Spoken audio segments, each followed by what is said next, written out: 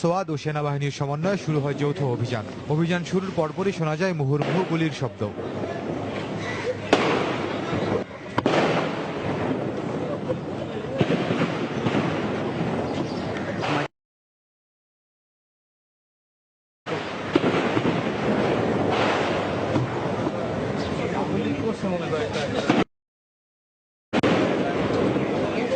প্রথমে সোয়াতের একটি দল একটি অ্যাম্বুলেন্সকে ঘিরে আর্টিসান রেস্তোরাঁর দিকে এগোয়।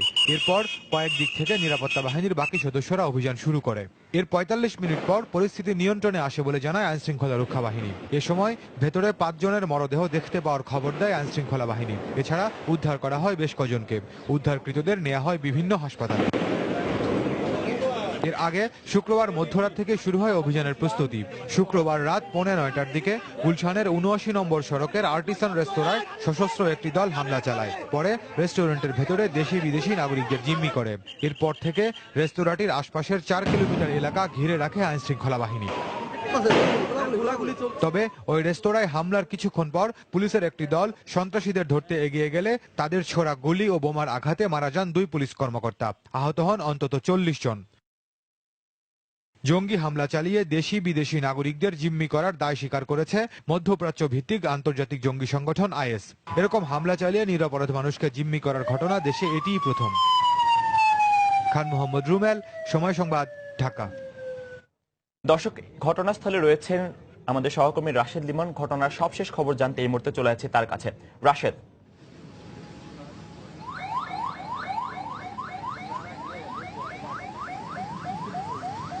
ফয়সাল, আসলে কালকে থেকেই যে কাল রাত থেকে যে এই পুরো গুলশান এলাকায় থমথমে পরিস্থিতি, একটা থমথমে অবস্থা বিরাজ করছিল, সেই অবস্থা থেকে বেরিয়ে আসলে এখন কিন্তু পরিস্থিতি অনেকটা শান্ত। কারণ আসলে এরই মধ্যে আসলে জানা হয়ে গেছে যে কি পরিমাণ হতাহতের ঘটনা বা এই অভিযান শেষে আসলে কি পরিমাণ হতাহত। আমরা বিভিন্ন মাধ্যমে আসলে আমরা জানি যে বিকেল নাগাদ আইএসপিআর এর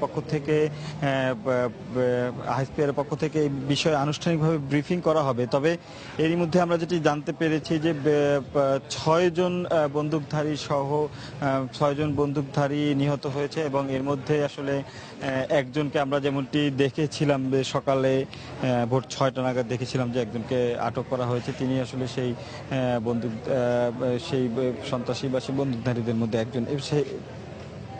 এছাড়া এখন এই মুহূর্তে যে আমরা এই রেস্তোরাঁটির পিছনে 80 নম্বর সড়কে আছি, এখানে কিন্তু আসলে মূলত যারা সেই রেস্তোরাঁটিতে কাজ করে তা সেই কর্মীদের যে স্বজনরা, তারা কিন্তু আসলে এখানে অপেক্ষা করছেন এবং এদের বেশিরভাগই যেহেতু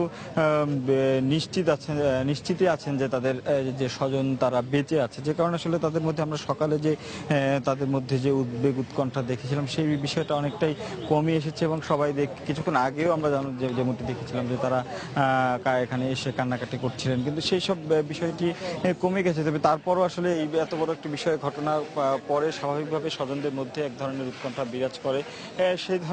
সেই হিসাবে তারা আসলে অনেক উৎকণ্ঠা নিয়ে আসলে তাদের এই স্বজনদের জন্য এখানে অপেক্ষা করছে। আর বাকি যদি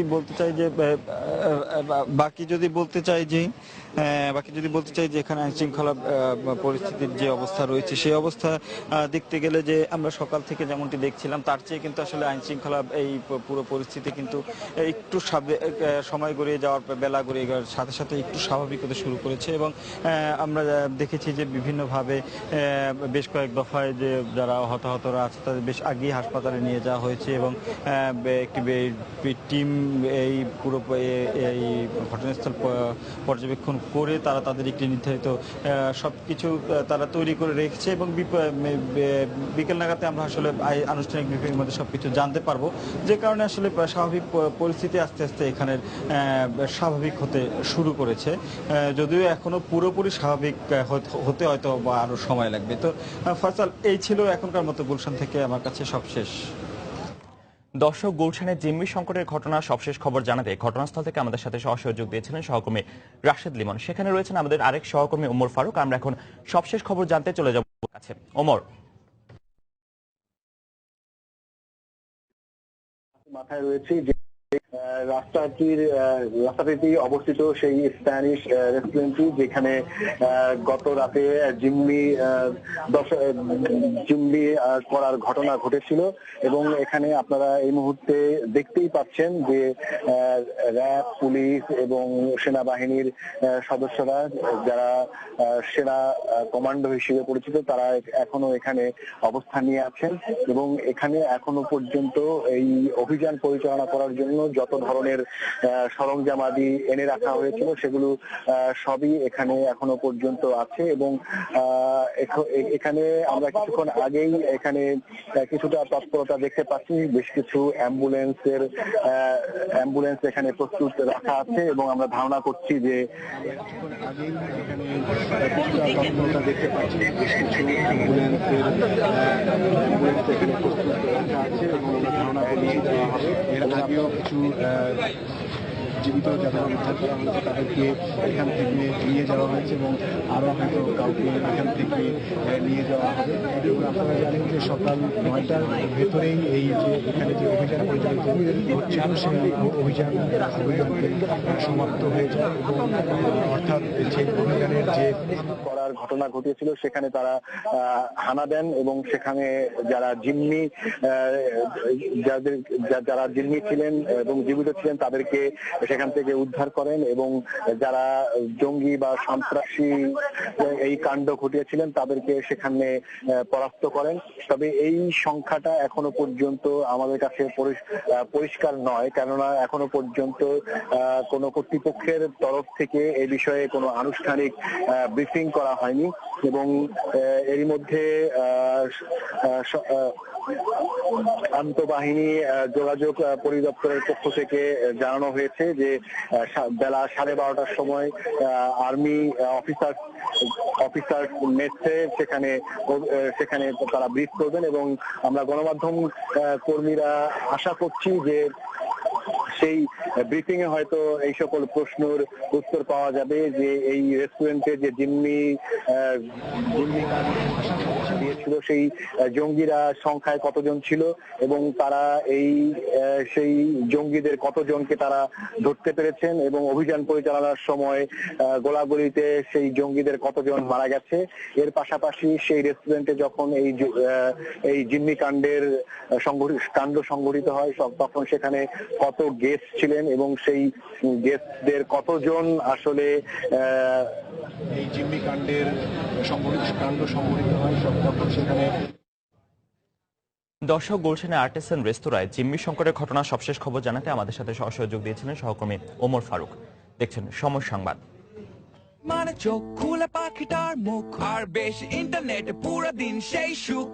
সাহসের সঙ্গে এগিয়ে আসার আহ্বান জানিয়েছেন প্রধানমন্ত্রী শেখ হাসিনা। বলেছেন সবার সহায়তায় গুলশানে জিম্মি সংকটের সমাধান হয়েছে।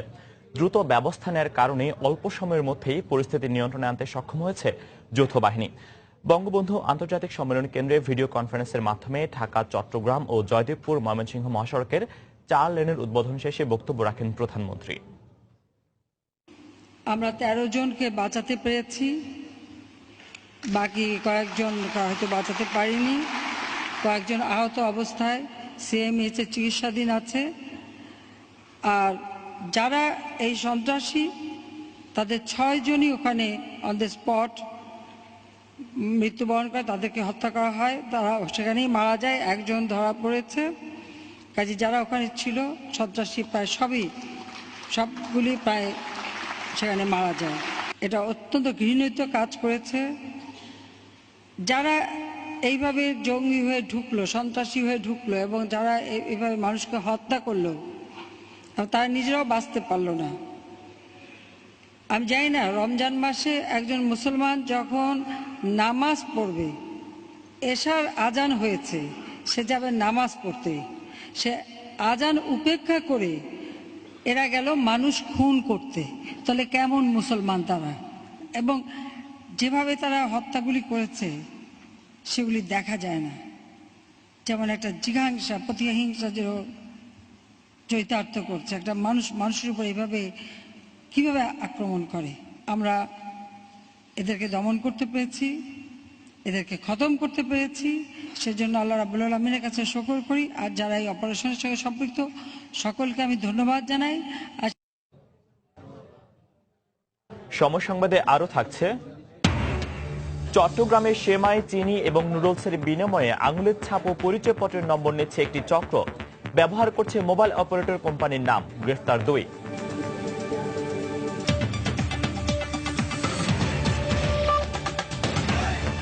তাই তো সবাই বলে শিল্পাল্লার দিন শেষ, মেগা ডিজিটাল স্কেলে বাংলাদেশ।